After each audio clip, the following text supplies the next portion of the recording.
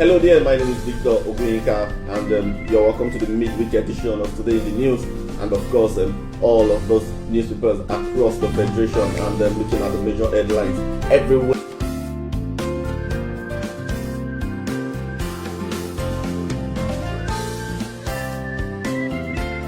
Over 1,000 people are benefiting from free medical services provided by the FCT chapter.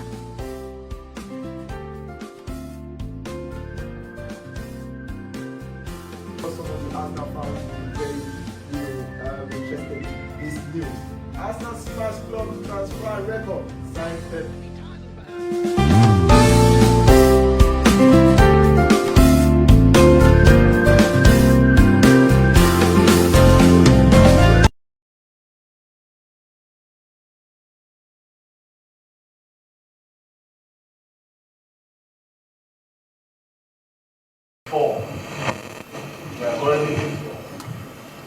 Now, phase 4 call. Who makes that call? Is it a military decision or decision by a governor of the state? Who makes the call of that we are now at phase 4? Guys, boys, move.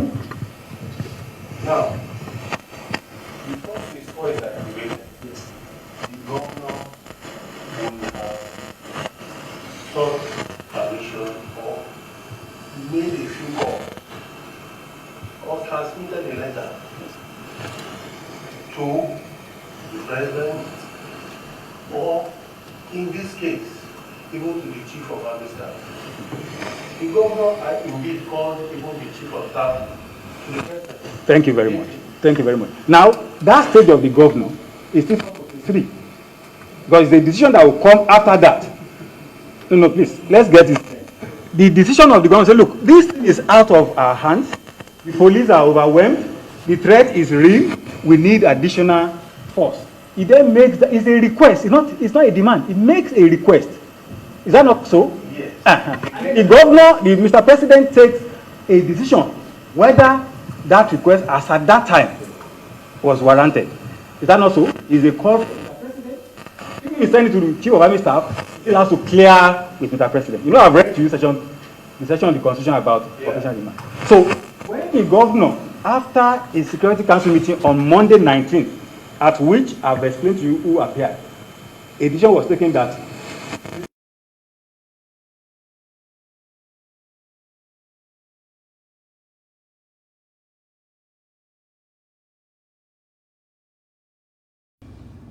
Hello and welcome to Today in the News on Vanguard Live. My name is Precious Chukudi and I have my co-host Dabo. How was your weekend? It was very, very great tonight. Obviously, it looks very great looking at you. All right, but let's just move straight to the front pages of the papers this morning, and we'll be starting off with Vanguard. Main headline says insecurity heightens, fear grips Lagos, Edo, Delta, Kaduna, others. The writer says as robbers, cultists, hoodlums run riots. 37 killed in Edo in 1 week, 6 in Delta in 4 days, 1 in Ilorin.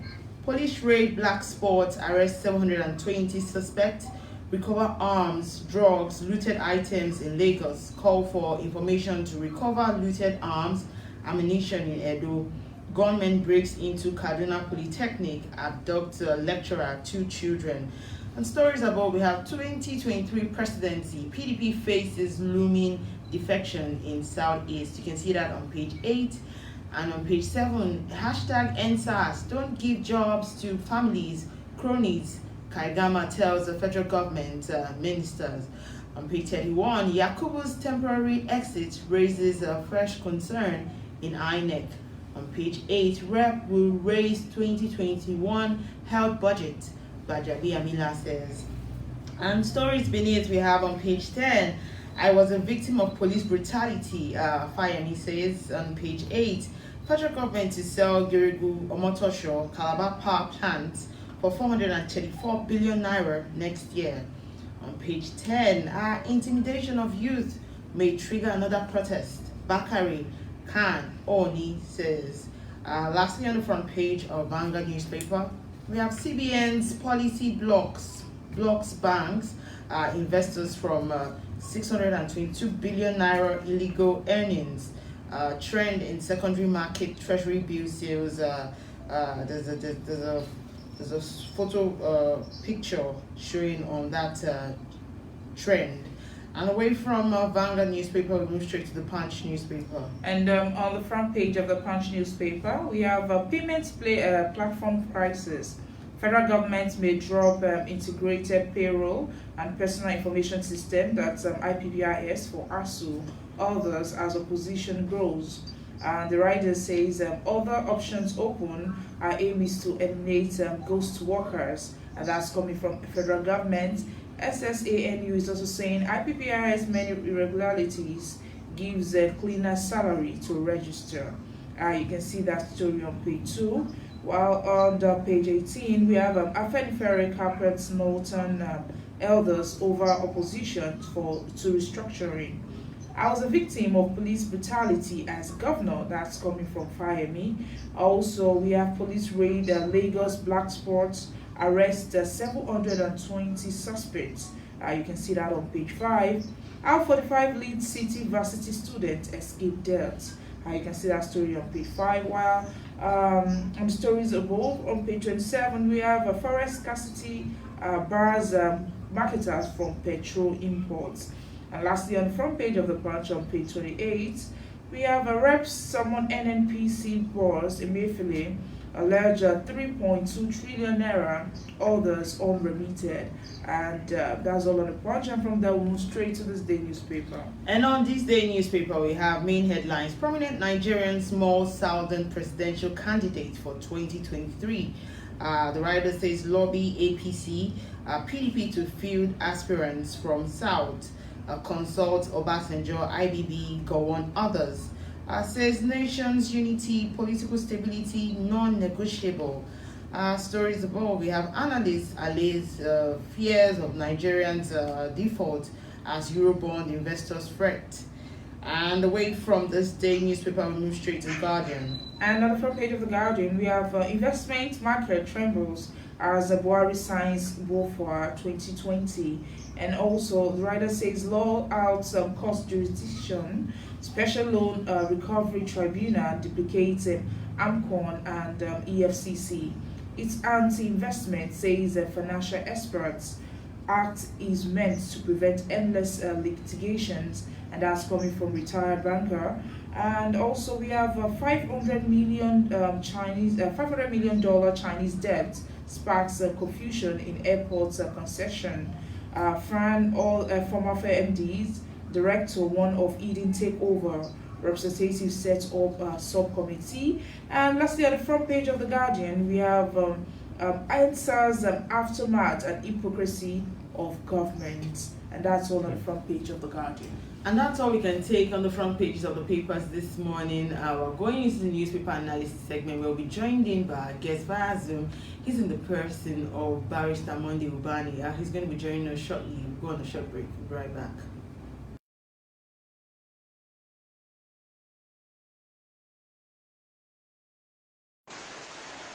Good afternoon. My name is Miriam Wayanwu, and I'm from Eche local government area.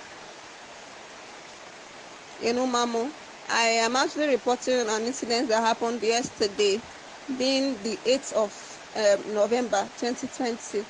My mom called me yesterday explaining what happened to the village rather, but I couldn't believe it until I saw it.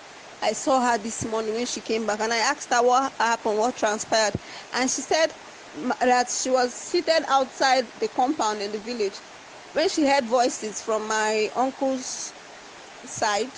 My uncle, his brothers, and the sisters, we were talking and shouting and all of it, that she never paid attention. She was listening to her music as usual, seated outside. That before she could know what was happening, my uncle, so-called uncle, who claims he's my so-called uncle, he's a honorary. My uncle, which is a honorable, his name is Honorable Blackson Wayanwu. They said he's their counselor in their.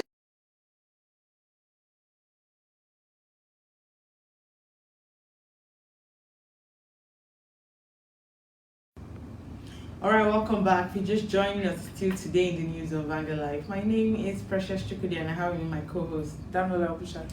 All right, joining us via Zoom and who's going to be discussing or analyzing the stories on the front pages of the paper this morning is none other than Barrister Monday Ubani. He's the former Vice President of Nigerian Bar Association. Good morning, sir. It's good to have you join us. Thank you very much for having me. Good morning. All right, sir, let's just move straight to the matters of this morning, and we're talking about insecurity in the country. Now, we saw what the hashtag EndSARS protest did and the aftermath of the event, and we've still been battling with the insecurity situation in the country. We've seen the likes of people being robbed broad daylight. We've seen cultism take over, our states. We've seen kidnappings of, dignitaries and even, ordinary Nigerian or citizens, basically. And this has been going on and on, back and forth, even with the IG, telling the police to come back. And, we've seen, police stations that were also burned and all these things happening. Now, I would like to ask you, what's your take on the current situation of the country? Thank you once again. What is actually playing out presently is clearly unfortunate, and we're clearly descending into anarchy. And if something is not done that is very, very practical and urgent too, we may likely become a lawless country where anything will go. I am alarmed at the state of insecurity that is really playing out. Of course, we are aware of what happened during the EndSARS protest.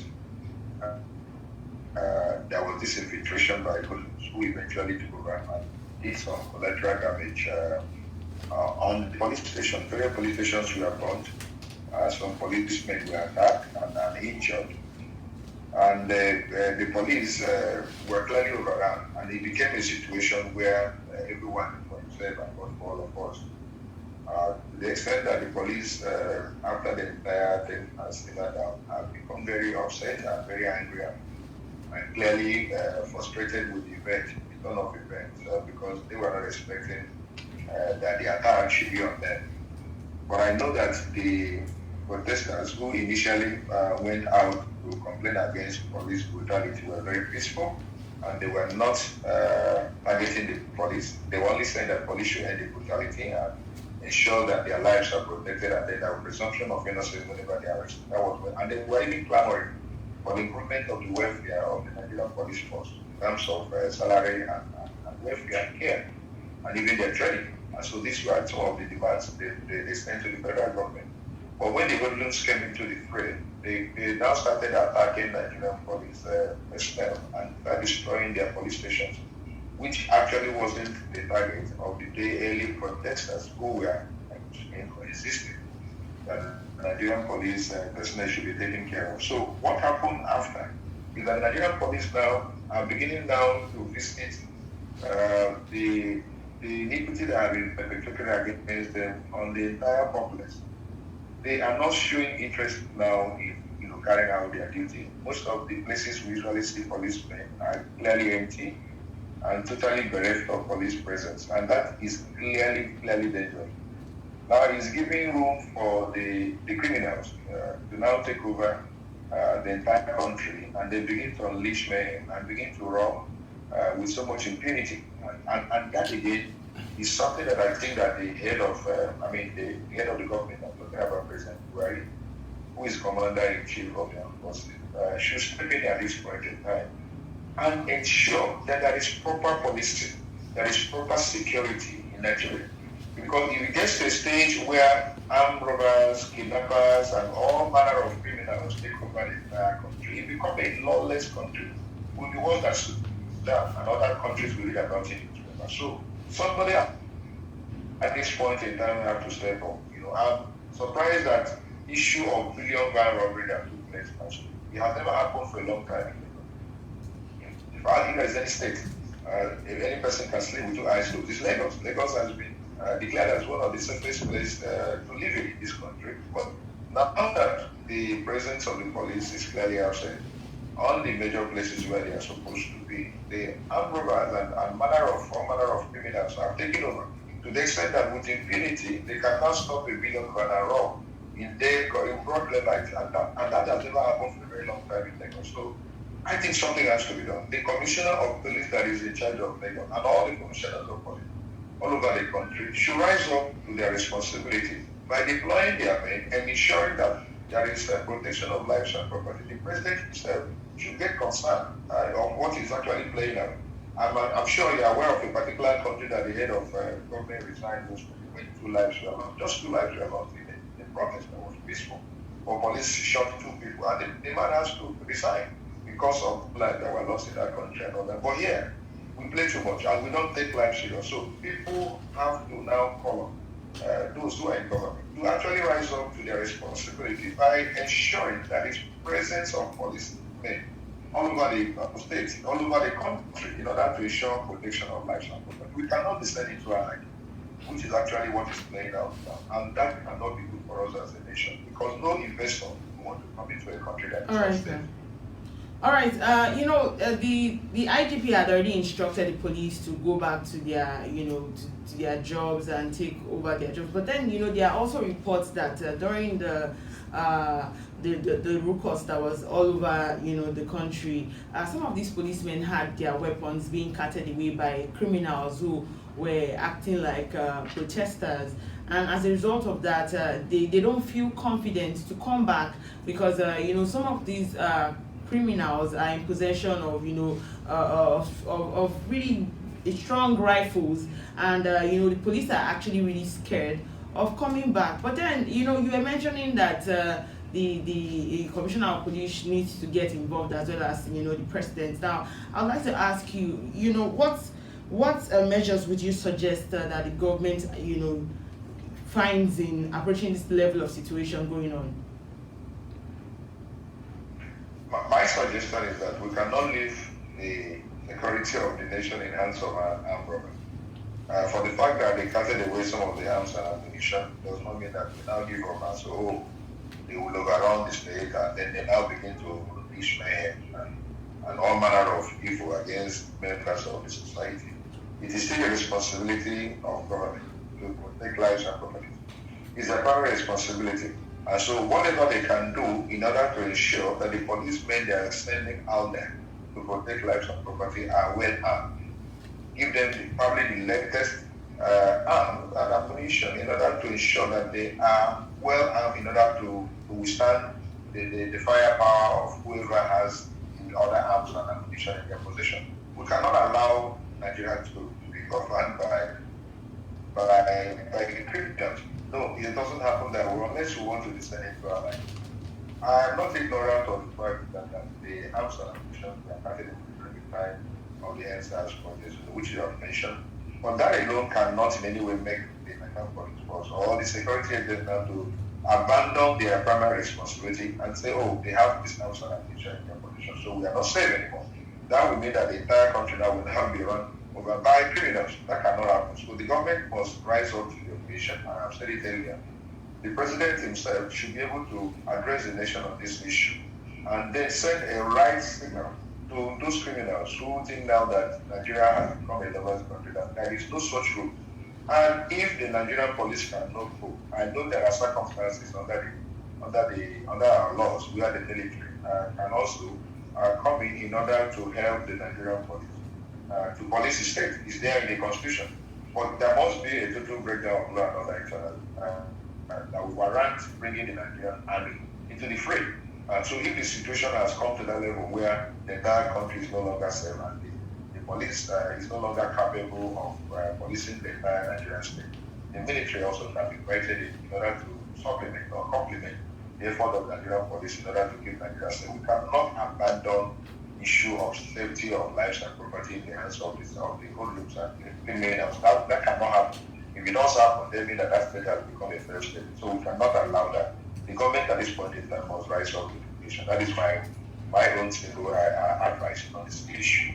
Okay, you just talked about the hoodlums, so we're still talking about NSAS. So Christian Association of Nigeria Oni of Ife, that's Obadiah Yogusi, and also Pastor Bakari warned that federal government that federal if they continue to clamp down on hashtag NSAS promoters, it may trigger another protest in this country. And of course, looking at us still talking about many things that are still, that the hashtag NSAS protest actually affected now. Do you think, we are really ready for another protest to come? I want to say this with every sense of responsibility. Over years, we have ignored to do the right thing. We have abandoned our responsibility as a country toward the citizens. And there is palpable anger, there is clear frustration, really in every home. This is a country where you don't get anything on merit. This is a country where the graduates that have finished their universities, those from secondary school, are in their millions without any employment.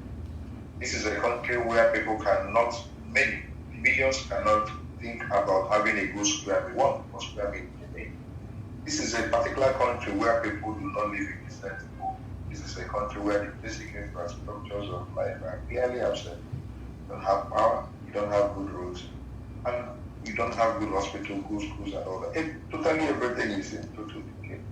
And so the level of frustration and anger is so palpable that any serious government will be very careful in dealing with the people and probably trying to, pander towards a situation where they ameliorate, this anger and ensure that proper things are done. Do you know why the developed countries usually pay some level of allowances to those who are unemployed? They do this because it is actually the responsibility of government to ensure that people in a country, particular geographical area, are gainfully employed. Now, the moment they fail in that responsibility, what they do is that every month, because of the fact they have no job, they give you a certain amount of money for you to live because they are recognizing the failure. But in this particular part of this country, on this world, such recognition is not done.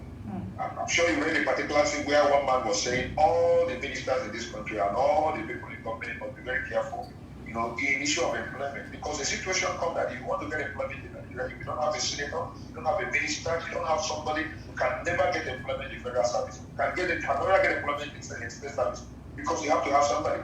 And so if the son of somebody nobody cannot become any person in Nigeria. So it's getting to that level where there is palpable anger, where there is frustration, where there is issue of people at every slightest opportunity want to unleash mayhem and anger upon the people.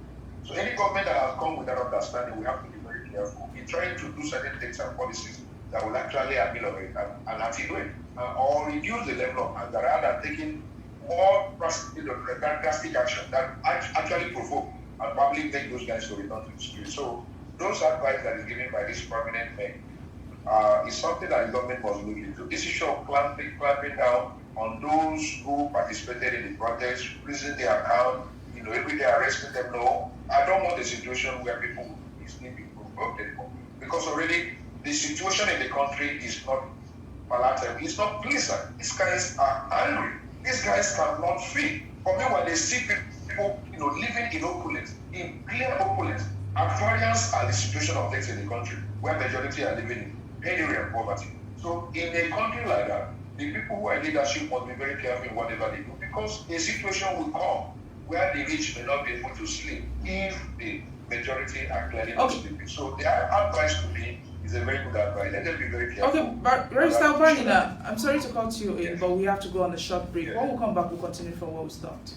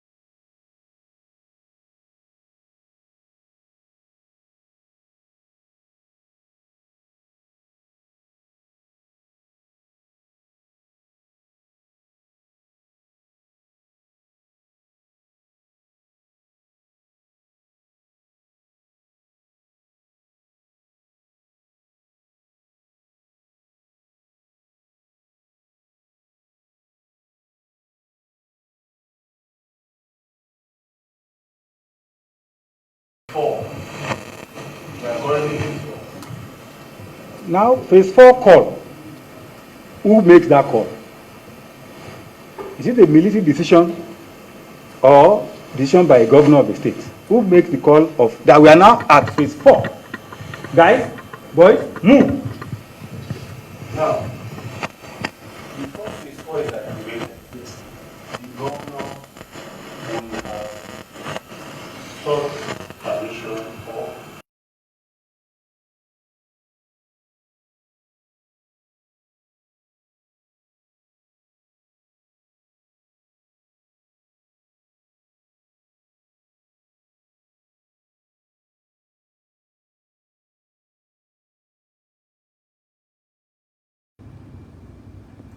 All right, welcome back, and we've been speaking with Barrister Monday Ubani. He's been sharing his insight on some of the issues of the country. Let's look at the Yakubu's temporary exit as he has raised, some concerns in INEC. So, Barrister Monday, I would like you to talk about Yakubu's temporary exit and the power play too, because we're hearing different versions of what people are saying that is happening in the INEC. What do you think about the situation on ground? I'm clearly alarmed of the things playing out in INEC. What I know is that the president has renominated Yakub, and then his papers is barely before the Senate now for approval. So I don't know whether there is any power play in order to or not to confirm, because the Senate has the right to actually reject his confirmation. I don't know those who are now doing issue of what you call power play have secured the consent of the Senate not to actually approve his renomination for the power play to be played out. Because if he comes back, anyone that has actually been a stumbling block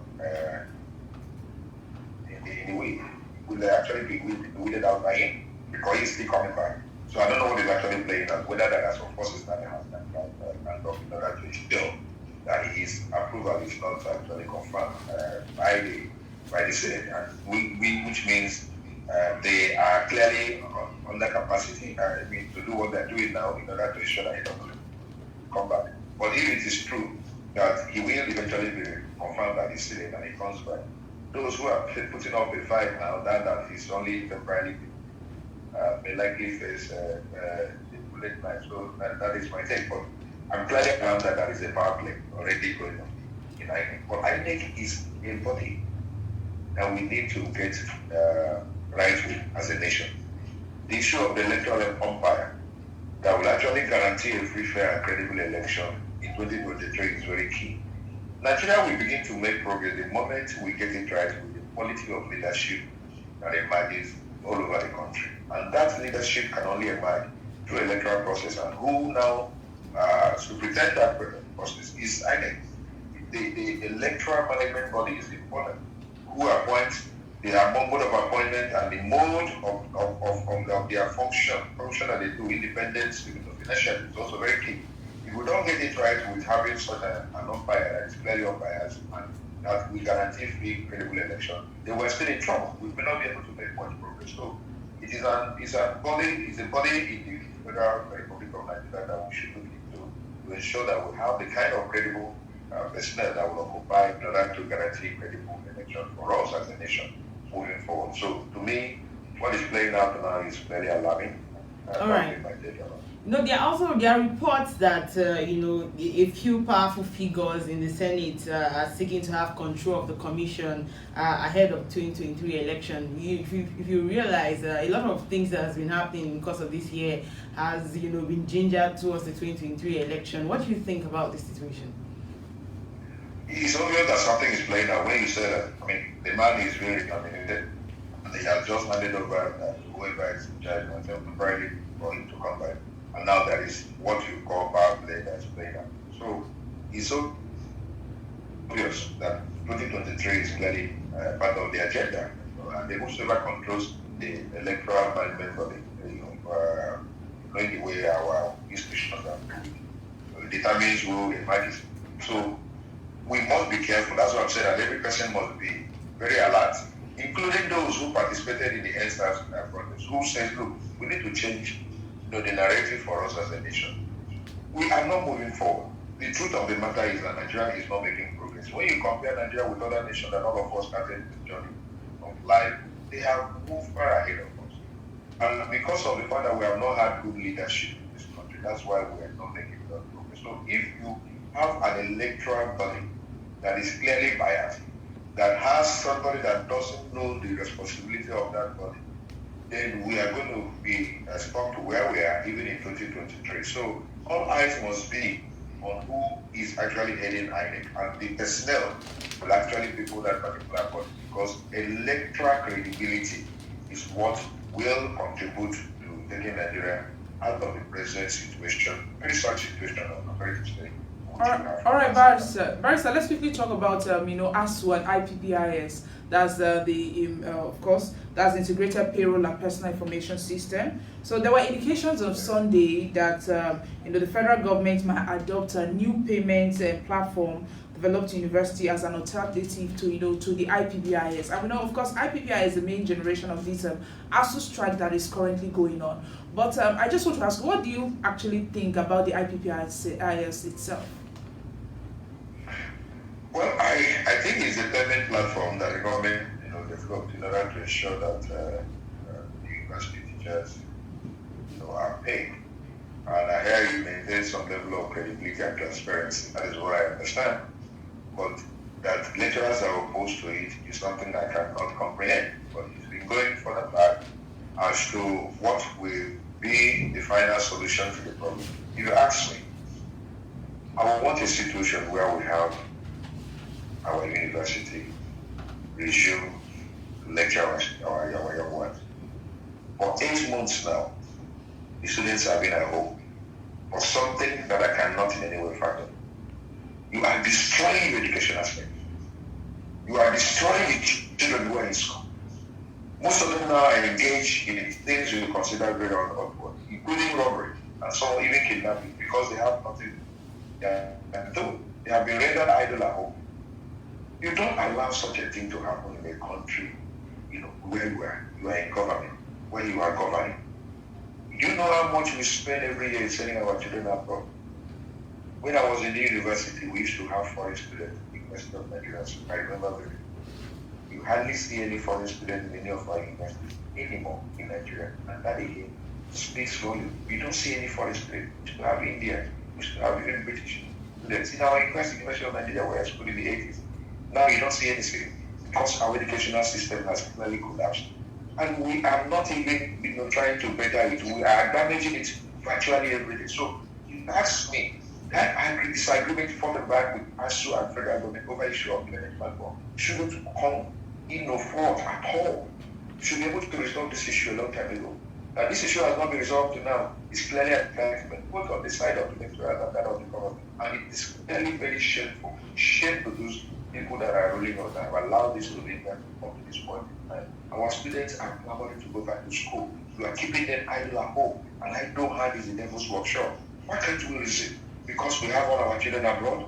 Because all these big men have all their kids abroad? You hear them? Of course, they will fly out now to go and graduate all their kids in the various universities abroad. But meanwhile, they have destroyed the university system here. The educational sector generally. Okay, so Barrister, you're talking about the default, of the educational sector now. So how do you think they can improve this? Because according to Pegasus now, they said the reason why they've not been able to resume is because, if they actually allow this IPPIS, their salaries won't be paid. And federal government is saying this because they want to get rid of the ghost workers. And we're still talking about many defaults in the educational sector. So what do you think we can do to actually, resolve these old matters so that students can get back to school and it can reduce some of the insecurity issues that we have in Nigeria? I certainly agree with you that the best way out of this is for both parties to reach a middle ground. And I agree on the issue of payment scheme. Now, it is important that those workers are removed from the system. I totally agree that people who are not lecturers should not be earning salary from the federal government, but they can do that using technology in a more, visible and transparent and less contentious method.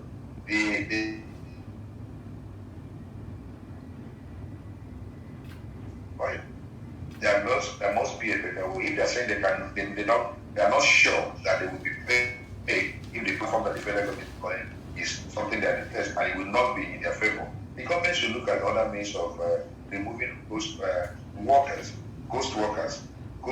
from the system, rather than that method that these people are resisting. I don't know why they are resisting, but they will have to resist. And the government must have listened to their complaint over that issue.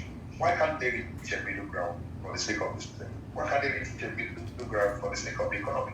Why can't they reach a middle ground for the sake of the country? I'm saying the lecturers and the federal government should not in any way be driving this country backwards, because as I said earlier, the damage that has been done to our educational sector by reason of this constant lecturer strike is something that it will take 100 years for them to actually remedy. Nobody wants to send any of his kids now to public university. Nobody. People now prefer going to private university. And within a short time, they graduate. I won't. At this time, I went to University of Nigeria and I'm very proud of having gone there. But I may not be too proud to send any of them now to University of Nigeria, which I consider one of the best universities, or the University of Lagos, where I did my master's. Why? Because of the situation of Lagos, like this, where lecturers will be on strike for 8 months, for 1 year. How do you do that? How do you remedy all that? So I think that they have to reach an agreement, and that agreement has to be reached very fast. And I employ the federal government within this 1 week to sit down as men and women of questionable character and resolve this issue in favor of the students who have been, idle for the past 8 months. It's important to resolve this problem once and for all. All right, Barrister. On a final note, let's just talk about, ahead of 2023 presidential elections, some prominent leaders of the PDP party from the Southeast have threatened to dump the party for the APC if the presidential ticket is not ceded to the zone. What do you think about this? I granted an interview yesterday to some, and the headline is that to be very wicked, very malicious, and cowardly for the Eastern region to be denied the presidential slot in 2023. And I have my reason. I'm a very good advocate for equity and justice. When the Northerners were given power by President Obasanjo, and President Yar'Adua died mid-stream in his governance, I was one of those that clamored that the Northerners must be allowed to complete their 8 years tenure, because that has been an informal arrangement that has been worked out in order to ensure unity in this country. I'm a believer of it. After 8 years in the South, and it was Southwest under Obasanjo, the thing went back to the North. But then some people that do not love this nation insisted that President Jonathan should run. That was the son of President Jonathan run. I insisted. That is clearly unable for the South to begin to clamor to take over power from the North when they have not completed their 8 years. So, to cut a long story short, President Jonathan ran in 2011 and won. And I said there's going to be a problem. That problem legally in his administration, that was very uncomfortable for him to govern. Remember that Boko Haram took over from several local government councils in certain areas in the northeast. Then President Buhari now came in 2015. We felt we were fine. But one of the reasons why I also voted for President Buhari was this issue of trying to remedy that particular imbalance. Let the Northerners be allowed to complete that. Now the Northerners are in power, and President Buhari will soon complete his 8 years.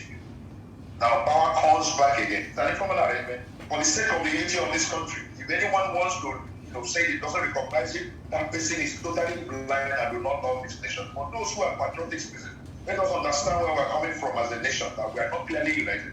But one of the ways to actually put this country in a particular level of unity is to ensure that there's equity and justice. So if the power is coming back to start, which is clearly inevitable, which is the right thing to be done, then I think that the best place that power should go to is Southeast. If anyone says anything to the contrary, that person is clearly not a lover of this nation. They don't mean well. Just want to continue to feel that there are people that are not recognized, that are under operation in this country and all that. So I'm saying the Easterners must come together in order to demand, but they must reach out to other regions, because one region cannot give power to a particular region. You must reach out to the Southwest. We must also reach out to the North in order to ensure that that sense of equity and justice must be bestowed. Let's return back power to South, or let it go to Southeast in 2023. So if they are leaving PDP, because PDP does not, the body language of PDP is that they still want to retain power in the North in 2023, I think that they're doing the right thing, but they must negotiate very well in order to ensure that other regions also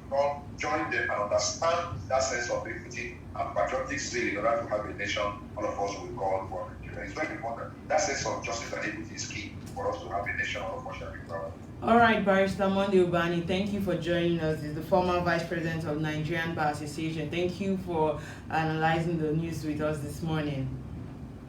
My pleasure. Thank you very much for having me. Yeah, we also apologize for the visuals. You need to see Barrister Monday. He's so passionate about things he's talking about. But we hope to get it fixed next time. Remember that you can equally like, share, and subscribe on all our social media platforms showing across your screen. Until I come your way next time, of course, I remain Precious Chukudi, and I have with me my co-host.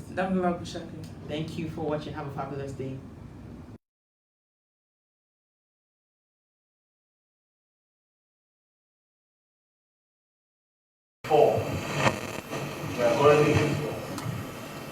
Now, phase 4 call. Who makes that call? Is it a military decision or decision by a governor of the state? Who makes the call of that we are now at phase 4? Guys, boys, move. Now, before phase 4 is activated, the governor will have sought permission or made a few calls or transmitted a letter to the president, or in this case, even to the chief of army staff. The governor had indeed called even the chief of staff to the president. Thank you very much. Thank you very much. Now, that stage of the governor is still 3. Because the decision that will come after that. No, please, let's get it. The decision of the government say, look, this is out of our hands. The police are overwhelmed. The threat is real. We need additional force. It then makes it's a request. It's not a demand. It makes a request. Is that not so? Yes. The governor, Mr. President, takes a decision whether that request, as at that time, was warranted. Is that not so? Is a call for Mr. President. If you send it to the chief of army staff, it has to clear with Mr. President. You know, I've read to you the section of the Constitution about operational demand. So, when the governor, after a Security Council meeting on Monday 19th, at which I've explained to you who appeared, a decision was taken that you have confirmed here that the governor tried to get the president, and he also tried to get chief of army staff. You have confirmed that. I didn't say Mr. President. I know he spoke to the chief of staff. Oh, the president. Okay, yes. He spoke to the chief of army staff, and he spoke to the GOC 81 division. Also, before then, he had spoken to the Commander 9